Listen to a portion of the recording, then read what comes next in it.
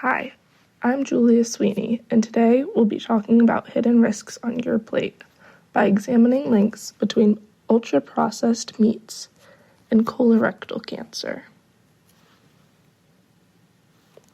Are you packing a lunch for work or school tomorrow? Like many people, you may be packing a deli meat sandwich. There are risks associated with the consumption of meats that have undergone the preservation process of smoking or salting and other similar processes that you could be unaware of. The risks we don't see. This is a topic that affects people worldwide, and most are unaware of this issue. Consuming just 50 grams of processed meat a day can increase an individual's risk of colorectal cancer by at least 16%. This study by Bingham and colleagues researches if increased endogenous formation of N-nitroso compounds in the human colon can explain the association between red meat and colon cancer.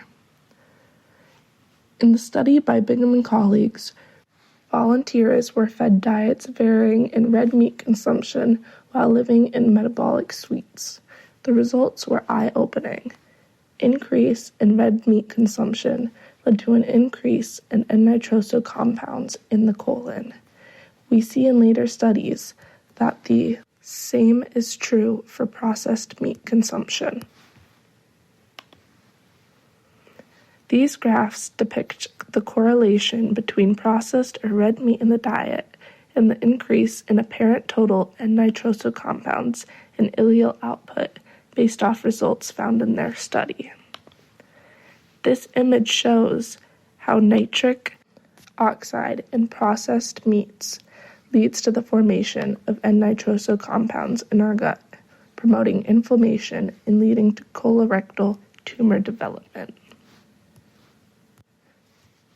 To further build on this, Lun et al. Conducted a study that looked further into ham and red and processed meat and its leading to formation of N-nitroso compounds in the upper gastrointestinal tract. This study further solidifies the link to processed meat and colorectal cancer, as their findings supported this claim. The culprits behind the risk. It all comes down to the way that meat is processed. Traditional methods like salting and smoking can lead to the formation of harmful compounds. Examples are the formation of N-nitroso compounds and polycyclic aromatic hydrocarbons, which are both known carcinogens. This study by Ma and colleagues researches the effect of high pressure and thermal treatment on lipid oxidation in beef, chicken, and mussel.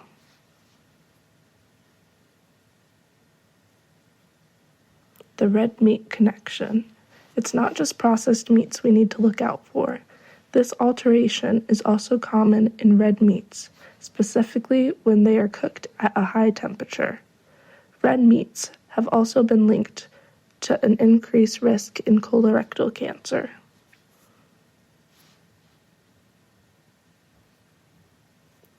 The good news is that there are still plenty of ways to safely enjoy your meat. Prevention and protection. How can we avoid these risks associated with processed meat consumption? We can opt for fresh, unprocessed meats whenever possible. Try swapping processed meats such as deli meats and sausage for options like chicken or fish. Don't forget to eat your veggies. They're not only delicious, but they also contain essential nutrients to help lower the risk of cancer. It's time for action. This study talks about the role of phytochemicals in creating a safer future for processed meats.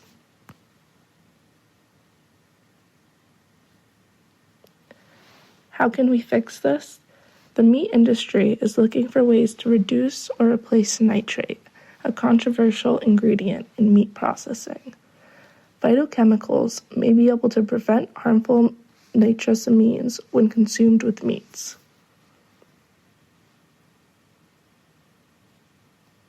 A call for action.